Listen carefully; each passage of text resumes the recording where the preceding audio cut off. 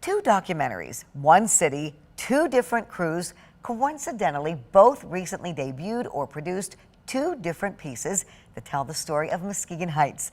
They each cover different ground. As 13 on Your Side's Charlie Tinker reports, they do have something in common beyond their setting. Well, both were inspired not just by this idea of what Muskegon Heights could be, but of what Muskegon Heights already is and has been for years. And I'll tell you, what you and I might see is a celebration of the Heights' rich heritage, some of its unsung heroes.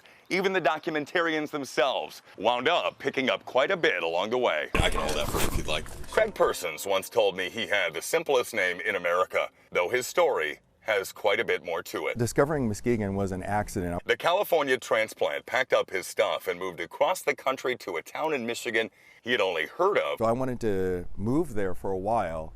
That while turned into 8.5 years.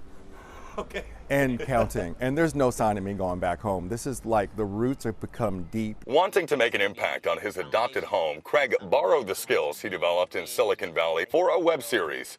What began as investment advice for like-minded locals, he says, morphed into something else entirely. And it turned into meeting with people and finding out the real story of why am I here? What's the history? That's what Muskegon What's to Come is all about. Craig met us on the north side at the Us Cafe, where the new series is set. Moving.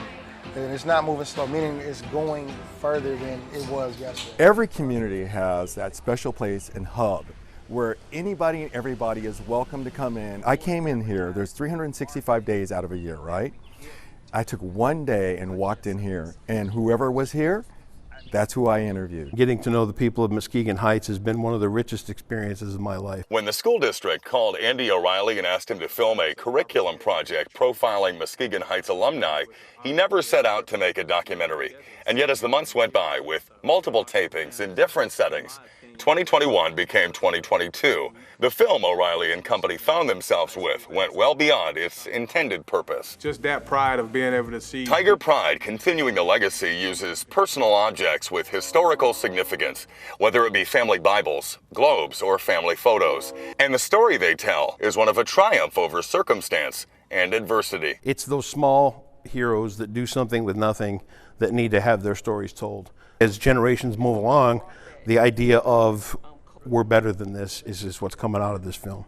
And it's time for a new day in Muskegon Heights. Documenting the heroes of the last 70 years also lights the way forward, speaking to a transformation to come that, like any leap, will begin with a simple kind of faith. You have to believe in who you are first.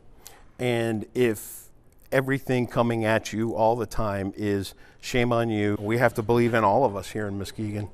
And we can do that as one community. It's like a wave pushing me. The energy, the excitement, it's a labor of love and a passion project for us. In Muskegon Heights, Charlie Tinker, 13 on Your Side.